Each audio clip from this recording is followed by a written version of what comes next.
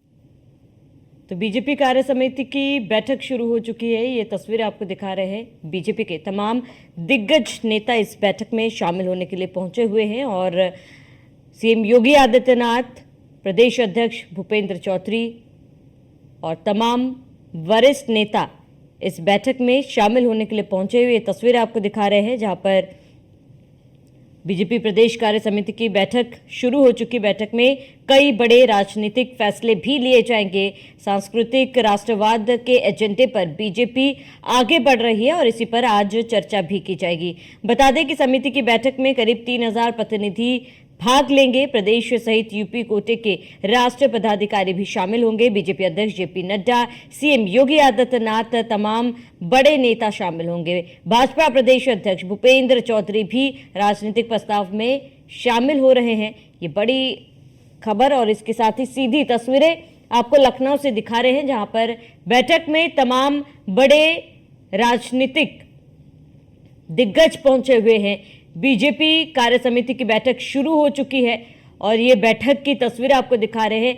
कई बड़े फैसले लिए जाएंगे, बड़े राजनीतिक फैसले इस बैठक में लिए जाएंगे। सांस्कृतिक राष्ट्रवाद के एजेंडे पर बीजेपी आगे बढ़ेगी और इसी को लेकर बैठक की शुरुआत हो चुकी है। प्रदेश सहित यूपी कोटे के राष्ट्रीय पदाधिकारी भी शामिल हुए हैं। बीजेपी अध्यक्ष जेपी नड्डा, सीएम योगी आदित्यनाथ, भाजपा प्रदेश अध्यक्ष भूपेंद्र चौधरी राजनीतिक प्रस्ताव लाएंगे। संगठन महामंत्री धर्मपाल सिंह कार्यक्रमों की योजना रखेंगे।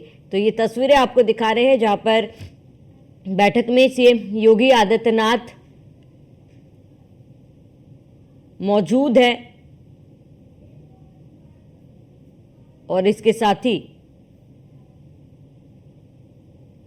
बैठक में तमाम बड़े नेता मौजूद है। सीएम पुष्कर सिंह धामी की ये तस्वीरें जहां उत्तराखंड के सीएम भी इस बैठक में शामिल होने के लिए पहुंचे हुए हैं और सभी गणमान्य लोगों को सम्मानित भी किया जा रहा है, जहां गले में पट्टा और स्मृति चिन्ह भेंट कर सभी को सम्मानित किया जा रहा है और इसके साथ ही बैठक की शुरुआत हो चुकी है।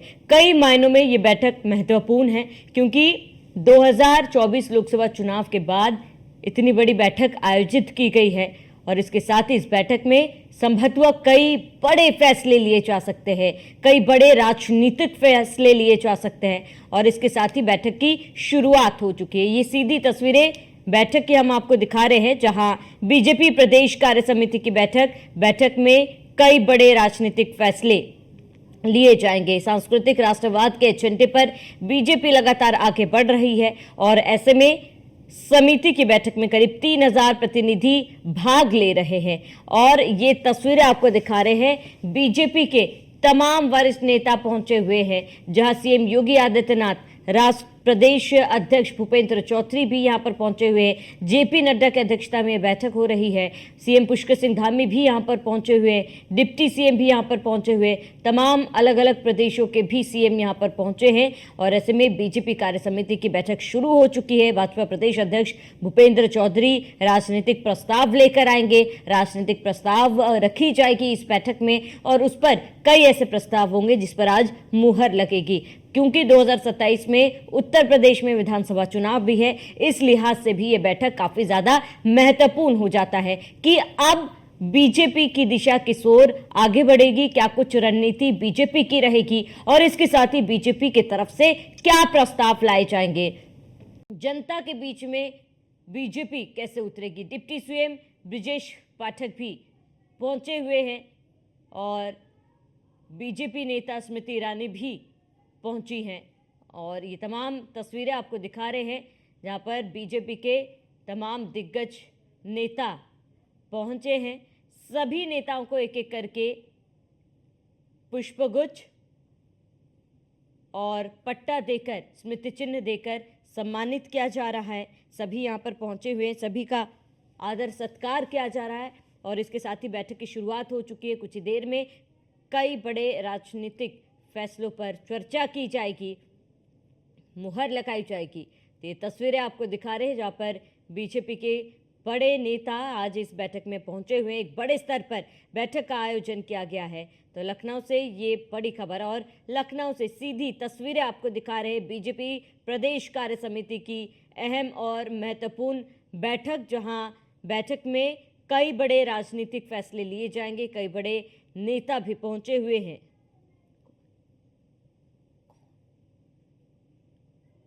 अधिक जानकारी के लिए संवाददाता मनीष मिश्रा हमारे साथ जुड़ चुके हैं। मनीष, कार्य समिति की बैठक शुरू हो चुकी है क्योंकि 2024 के बाद इतने बड़े स्तर पर यह बैठक पहली बार हो रही है। क्या उद्देश्य रहेगा इस बैठक का?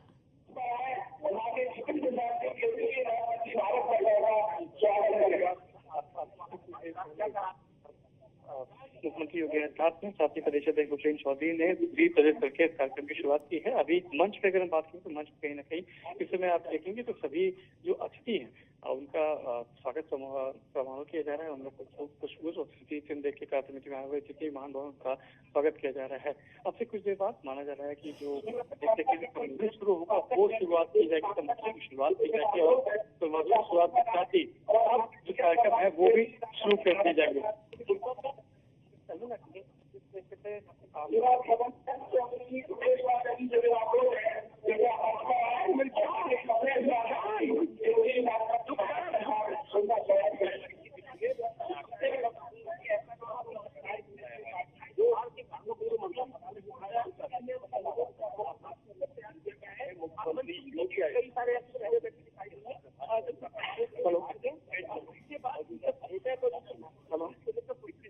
मनीष, अब तक मेरी आवाज पहुंच पा रही है? मनीष, तकनीकी खामी के कारण आपकी आवाज नहीं पहुंच पा रही। हम दोबारा से जुड़ने की आपके करेंगे। तो बैठक में सीएम योगी आदित्यनाथ मौजूद है। तस्वीरें आपको दिखा रहे जहां पर बीजेपी के बड़े नेताओं के साथ साथ बीजेपी के तमाम कार्यकर्ता यहां पर पहुंचे हुए। 3000 से अधिक प्रतिनिधि यहां पर पहुंचे हुए हैं और बैठक में सीएम योगी आदित्यनाथ भी मौजूद है। हमारे संवाददाता मनीष मिश्रा लगातार हमारे साथ बने हुए। मनीष, अब तक मेरी आवाज पहुंच पा रही है?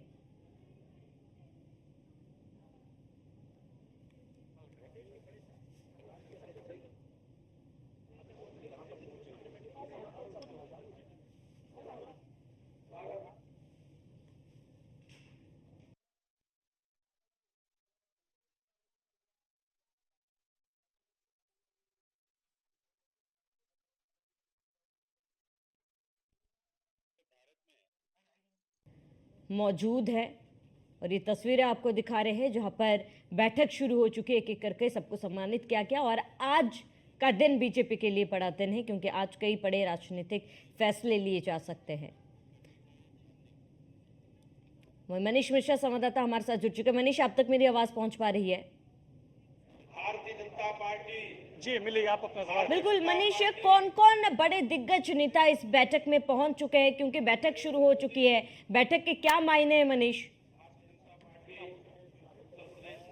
देखिए, आपको बता दूं कि इस समय संबोधन शुरू हो चुका है। प्रदेश अध्यक्ष भूपेंद्र चौधरी का जो संबोधन होता है, जिससे शुरुआत की जाती है, उद्बोधन शुरू हो चुका है। मैं चाहूंगा कि सीधे मेरे कैमरामैन दिखाई दे सके जो प्रदेश अध्यक्ष है वो अब अपना संबोधन शुरू कर चुके हैं, जिसपे अब माना जा रहा है कि औपचारिक रूप से अब जो कार्यक्रम है वो शुरुआत किया जा रहा है। आप देख सकते हैं कि प्रदेश अध्यक्ष भूपेंद्र चौधरी आपको देख रहे होंगे, साथ में मंच पे देश के राष्ट्रीय महामंत्री अरुण सिंह, विनोद पाल और जितने भी जो केंद्र में जो पूर्व मंत्री रहे हैं या फिर जो मंत्री हैं इस समय भी वो यहाँ मौजूद है। पूर्व जितने भी प्रदेश अध्यक्ष हैं वो आपको मंच पे मौजूद आपको दिख रहे होंगे। और माना जा रहा है कि आज की कार्य समिति की बैठक बहुत इंपॉर्टेंट, बहुत महत्वपूर्ण इसलिए हो जाती है कि 2024 में जो अपेक्षित रिजल्ट था वो मिला नहीं था। और कहीं ना कहीं कार्यकर्ताओं ने जिससे ऊर्जा होनी चाहिए, ऊर्जा का संचालन हुआ था कहीं ना कहीं मायूसी से। और ये विशेष बैठक में आज डॉक्टर राम मनोहर लोहिया विधि विश्वविद्यालय लखनऊ के बाबा साहब भीमराव अम्बेडकर प्रेक्षागृह के मंच पर उपस्थित उत्तर प्रदेश के माननीय मुख्यमंत्री आदरणीय योगी आदित्यनाथ जी, प्रदेश के उप मुख्यमंत्री आदरणीय केशव प्रसाद मौर्य जी, आदरणीय ब्रजेश पाठक जी, भारतीय जनता पार्टी के राष्ट्रीय महामंत्री आदरणीय विनोद तावड़े जी, आदरणीय अरुण सिंह जी, भारत सरकार की पूर्व मंत्री आदरणीय बहन स्मृति ईरानी जी, भारतीय जनता पार्टी के पूर्व प्रदेश उपाध्यक्ष, पूर्व अध्यक्ष, पूर्व सांसद आदरणीय रमापति राम त्रिपाठी जी, हमारे पूर्व प्रदेश अध्यक्ष उत्तर प्रदेश सरकार के वरिष्ठ मंत्री आदरणीय सूर्य प्रताप शाही जी, पूर्व प्रदेश अध्यक्ष भारतीय जनता पार्टी के राष्ट्रीय उपाध्यक्ष आदरणीय लक्ष्मीकांत वाजपेयी जी, पूर्व प्रदेश अध्यक्ष भारत सरकार के पूर्व मंत्री आदरणीय महेंद्र नाथ पांडे जी, पूर्व प्रदेश अध्यक्ष उत्तर प्रदेश सरकार के कैबिनेट मंत्री आदरणीय स्वतंत्र देव सिंह जी, आदरणीय दिनेश शर्मा जी, आदरणीय राष्ट्रीय मंत्री सुरेंद्र नागर जी, भारतीय जनता पार्टी के किसान मोर्चा के अध्यक्ष सांसद राजकुमार चाहर जी, भारतीय जनता पार्टी के राष्ट्रीय प्रवक्ता आदरणीय प्रेम शुक्ला जी, आदरणीय गौरव भाटिया जी, भारत सरकार के माननीय मंत्री आदरणीय पंकज चौधरी जी, आदरणीय एसपी सिंह बघेल जी, आदरणीय जितेंद्र प्रसाद जी, आदरणीय बीएल वर्मा जी, आदरणीय कमलेश पासवान जी और उत्तर प्रदेश भारतीय जनता पार्टी के माननीय संगठन मंत्री आदरणीय धर्मपाल जी, सभागार में उपस्थित सभी हमारे माननीय उत्तर प्रदेश सरकार के माननीय मंत्रीगण, सभी माननीय सांसद, विधायक, मेयर, जिला पंचायतों के अध्यक्ष, भारतीय जनता पार्टी के प्रदेश के पदाधिकारी, सभी क्षेत्रीय अध्यक्ष, सभी माननीय जिला अध्यक्ष, जिला प्रभारी और सभागार में उपस्थित सभी माननीय मेरे सांसद गण, साथी भाइयों बहनों, उत्तर प्रदेश की राजधानी लखनपुरी में गोमती के तट पर माननीय मुख्यमंत्री जी सहित इस सभागार में उपस्थित मैं सभी माननीय सभापतियों का, सभी माननीय अतिथियों का और सम्मानित कार्यकर्ताओं का स्वागत और अभिनंदन करता हूं। इस अवसर पर मैं याद करना चाहता हूं कि शहर की वास्तविक भारतीय वास्तुविद लखन पासी को, जिनको याद किए बिना ये प्रदेश की कार्य समिति अधूरी रहेगी। प्रदेश का मन उत्तम प्रदेश है, भारत की आत्मा अयोध्या, काशी और मथुरा में बसती है, जो हमारी पहचान है। इस ऐतिहासिक और गौरवशाली परंपरा के संवाहक उत्तर प्रदेश की धरती से आमजन के सपनों को साकार करने के लिए देश की अहर्निश सेवा में लगे हम सभी के मार्गदर्शक भारत के माननीय प्रधानमंत्री जी नरेंद्र मोदी जी तीसरी बार काशी से बनकर राष्ट्र सेवा के लिए प्रधानमंत्री के पद को सुशोभित करने का महान सौभाग्य हम सभी कार्यकर्ताओं को मिला। केंद्र में लगातार तीसरी बार सरकार बनने पर माननीय प्रधानमंत्री जी मोदी जी, पार्टी के राष्ट्रीय अध्यक्ष माननीय जगत प्रसाद नड्डा जी और केंद्रीय नेतृत्व को हार्दिक शुभकामनाएं देता हूं और आप सभी सम्मानित साथी कार्यकर्ताओं और बहनों का अभिनंदन करता हूं। भाइयों बहनों, हम सभी जनवरी 2024 में प्रदेश कार्य समिति की बैठक में मिले थे। आज लोकसभा चुनाव संपन्न होने के उपरांत एक बार फिर आपसे मिल रहे हैं। इस प्रदेश कार्य समिति के बृहद स्वरूप में आयोजित की गई, जिसमें हम सभी को कार्य समिति के समापन के सत्र में माननीय राष्ट्रीय अध्यक्ष जी का मार्गदर्शन मिलेगा, जो हमारे लिए एक प्रसन्नता का विषय है। उत्तर प्रदेश कृषि प्रधान प्रदेश, यहाँ की सबसे उर्वरा भूमि है, देश की आत्मा और हृदय स्थल है। भगवान श्री राम और कृष्ण ने यहीं जन्म लिया है, यहीं पर बाबा विश्वनाथ जी का धाम है।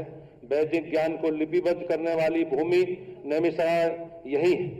शक्तिपीठों से जुड़ी परंपरा यहाँ पर है। पूर्व में विपक्ष के लोग इस सामर्थ्य को समझ नहीं पाते थे, कांवड़ यात्रा को रोकते थे, हमें हमारे धार्मिक तीज त्योहार मनाने के लिए रोकने का काम करते थे। लेकिन आज 500 वर्षों बाद अयोध्या में भगवान श्री राम के मंदिर का निर्माण हमारी विरासत का सम्मान है।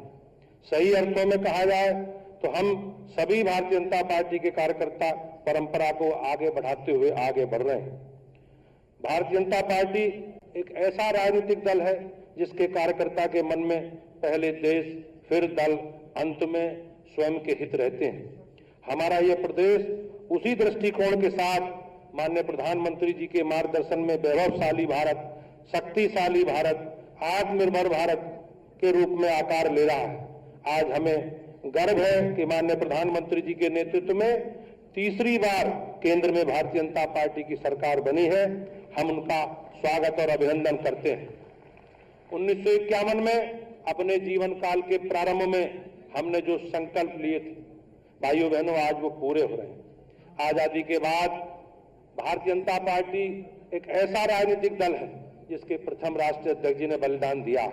डॉक्टर श्यामा प्रसाद मुखर्जी का कश्मीर में आंदोलन के समय परिस्थितियों में संदिग्ध निधन हुआ। एक देश में दो विधान, दो प्रधान नहीं चलेंगे को साकार करते हुए माननीय प्रधानमंत्री जी ने धारा 370 को हटाने का काम किया, जिससे आज जम्मू और कश्मीर लोकतांत्रिक तरीके से आगे बढ़ रहा है। हमने अयोध्या में राम मंदिर बनवाने का सपना देखा, वह सपना माननीय प्रधानमंत्री जी के प्रयासों से साकार हुआ। हमारी सरकार बहुसंख्यकों की आस्था का सम्मान और अपनी सांस्कृतिक विरासत के संरक्षण के लिए प्रतिबद्ध है। माननीय प्रधानमंत्री जी ने और पार्टी के राष्ट्रीय अध्यक्ष माननीय जगत प्रकाश नड्डा जी के नेतृत्व में आज भारतीय जनता पार्टी ऊंचाइयों को छू रही है। राष्ट्रीय विचार की राजनीति हमारी प्रतिबद्धता है और सेवा ही संगठन की अवधारणा को लेकर किए गए कार्य को भारतीय जनता पार्टी मान्य स्वरूप तक जनता तक पहुंचाया है। सेवा ही संगठन का मूल तंत्र है। इसी ध्येय की सफलता के कीर्तिमान भारतीय जनता पार्टी आज स्थापित कर रही है। माननीय प्रधानमंत्री जी के नेतृत्व में लगातार तीसरी बार सरकार बनना हमारे लिए सौभाग्य है और ऐसा पहली बार हुआ है जब 1962 के बाद लगभग 6 दशकों के बाद ये संभव हो पाया है। ये सभी भारतीय जनता पार्टी के अथक प्रयास से संभव हो सका है, जिसके लिए आप सभी सम्मानित मेरे साथी भाई बहन धन्यवाद के पात्र। समाजवादी पार्टी और कांग्रेस पार्टी जैसे परिवारवादी लोग, जातिवादी लोग भ्रम में अफवाह फैलाकर प्रदेश की जनता को जातीय आंकड़ों में बदलने का प्रयास किया और अल्पसंख्यक मतदाताओं का वायदोदन करके उनका वोट लेने का प्रयास कांग्रेस और सपा ने एक नया एजेंडा तलाश किया, जिसमें उन्हें थोड़ी बहुत सफलता भी मिली। हमारे लिए अब बड़ी चुनौती है कि हम सभी कार्यकर्ताओं को जनता के बीच में जाकर युद्ध स्तर पर विपक्ष के विभाजनकारी षड्यंत्रों को बेनकाब करना है। सर्व समाज को लेकर हमें आगे बढ़ना है। जो लोग समाज में कमजोर रहे हैं उन्हें अपने गले लगाना है, फिर से लोगों के बीच जाना है और सबको साथ लेकर चलकर राष्ट्र के विकास के पथ को लेकर आगे बढ़ना है। अखिलेश यादव जी मैं आपको सावधान कर रहा हूं कि कांग्रेस भस्मासुर है और बहुत ही जल्दी आपको ठिकाने लगाने का काम करेगी। कांग्रेस की नजर में आपके मुस्लिम वोट पर है। कांग्रेस की सोच और उनकी कार्यशैली लोकतंत्र की कोई गुंजाइश नहीं है। कांग्रेस का एक इकोसिस्टम है जो हारने वालों को जीता हुआ बताकर जीतने वालों पर प्रश्न खड़े करता है। 13 राज्यों में देश के आज कांग्रेस पार्टी शून्य है। कांग्रेस पार्टी जहां भी जीतती है वह अपने वोटों से नहीं जीतती, बल्कि दूसरे दलों के समर्थन से, सहयोग से जीतती है। आपातकाल के जनक कांग्रेस जब भी सत्ता में रही, उस समय जिसने विरोध किया उसे समाप्त करने के लिए कांग्रेस ने कोई कसर नहीं छोड़ी। देश की जनता ज्यादा बार धारा 356 का इस्तेमाल करके विपक्षी सरकारों को बर्खास्त करने का काम, गिराने का काम, चुनी हुई लोकतांत्रिक सरकारों को गिराने का काम कांग्रेस पार्टी ने किया। पिछले 3 चुनावों में कांग्रेस ने प्रदेश में अलग अलग दलों के साथ जाकर अपना स्वार्थ ठीक हो उन सभी पार्टी को रसद-ताल में पहुंचाने का काम किया है। इसलिए आज दलित मंचों की पार्टी के झूठ बोलकर अन्य दलों के वोट भले ही उन्होंने लेने का प्रयास किया हो, लेकिन कभी कांग्रेस ने दलितों का, कमजोर लोगों का भला नहीं किया। 25 जून को आपातकाल के दिवस को माने संविधान की हत्या के दिवस घोषित करने के लिए ये कार्य समिति माननीय नरेंद्र मोदी जी का, प्रधानमंत्री जी का हार्दिक अभिनंदन करती है। भारतीय जनता पार्टी एकमात्र पार्टी है जो अपनी विचारधारा पर अडिग है। कांग्रेस पार्टी का कोई वैचारिक आधार नहीं है।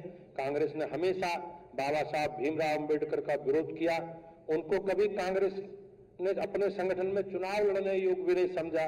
बाबा साहब अंबेडकर को कैबिनेट सदस्य का होने के बाद भी विपरीत परिस्थितियों में इस्तीफा देना पड़ा। कांग्रेस ने सदैव जीते जी बाबा साहब का अपमान किया और मरणोपरांत भी उनका सम्मान नहीं किया।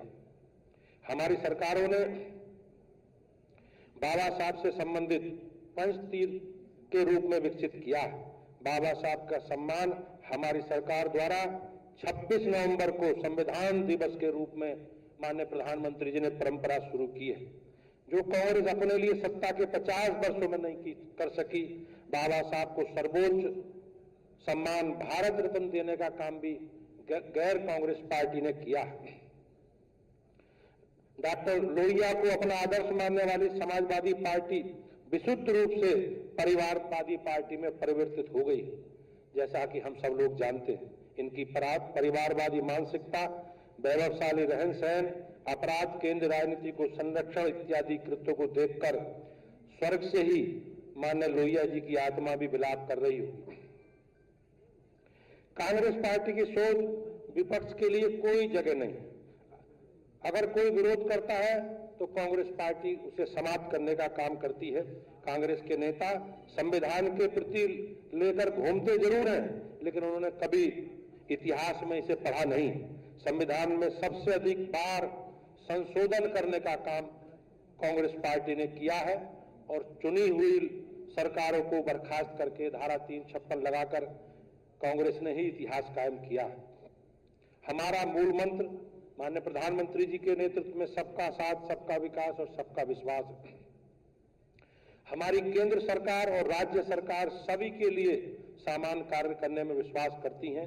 चाहे प्रधानमंत्री आवास योजना से लेकर माननीय मुख्यमंत्री जी स्वराज योजना तक हमारा सिद्धांत सभी के लिए।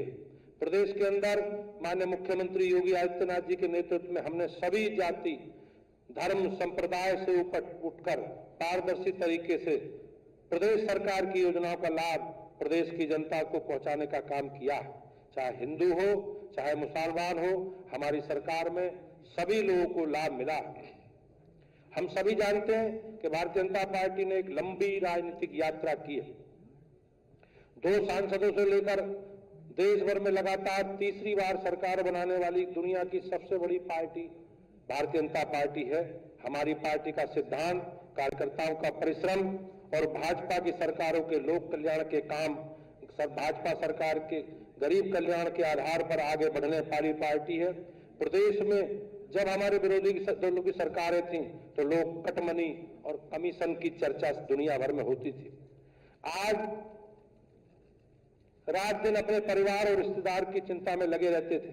दूसरी ओर माननीय प्रधानमंत्री जी के नेतृत्व में भारतीय जनता पार्टी पूरे देश को अपना परिवार मानती है। आज आप सभी को इस कार्य समिति के माध्यम से मैं अपने इस परिवार को सजग करना चाहता हूं कि इस समय हमें मजबूती के साथ खड़ा होने का समय है। हमने समाज के लिए जो काम किए हैं, हमारी सरकारों ने पिछले 10 वर्षों में माननीय प्रधानमंत्री जी के नेतृत्व में 7 वर्षों में जो हमने काम किए हैं, उनको और सजगता के बीच में, जनता के बीच में रखना है। पंडित जी ने एक बार संगठन की महत्ता को बल देते हुए कहा था कि हमें इस प्रकार के कार्य करना है जो आज का विरोधी हमारा मतदाता बने, कल का मतदाता परसों हमारा सदस्य बने और परसों का सदस्य हमारा सक्रियता के साथ भारतीय जनता पार्टी की विकास यात्रा में अपना योगदान दे। केंद्र में दुनिया के सबसे लोकप्रिय नेता माननीय प्रधानमंत्री नरेंद्र मोदी जी के नेतृत्व में गरीब कल्याण विश्व की महाशक्ति के रूप में भारत की छवि, देश के बाहर और आंतरिक दुश्मनों को मुंहतोड़ जवाब, भारत को दुनिया की तीसरी सबसे बड़ी अर्थव्यवस्था बनाने के प्रति तीव्र गति से अग्रसर है। वही माननीय मुख्यमंत्री योगी आदित्यनाथ जी के नेतृत्व में मजबूत कानून व्यवस्था की बात हो, चाहे प्रदेश भर सड़कों और एक्सप्रेस वे का जाल बिछाने की बात हो, शासकीय स्कूलों के कायाकल्प की बात हो, सभी जिलों में मेडिकल कॉलेज, 6.5 लाख युवाओं को पारदर्शी और भ्रष्टाचार मुक्त नौकरी देने की बात हो, हमारी सरकार ने उत्तर प्रदेश को तेजी के साथ विकसित राज्यों की सूची में लाकर खड़ा किया।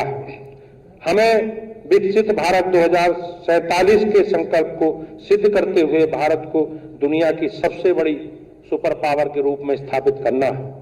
भाइयों बहनों, भारतीय जनता पार्टी कार्यकर्ताओं की पार्टी है। हम जैसे लोग, सामान्य परिवारों से लोग, आने वाले लोग भी अलग अलग दायित्वों पर अपनी भूमिका निर्वहन करते रहे। मैं माननीय प्रधानमंत्री जी का और माननीय राष्ट्रीय अध्यक्ष जी का, अपने सभी शीर्ष नेतृत्व का आभारी हूं कि मेरे जैसे कार्यकर्ताओं को भी, असंख्य कार्यकर्ताओं को इस रूप में काम करने का अवसर मिला है।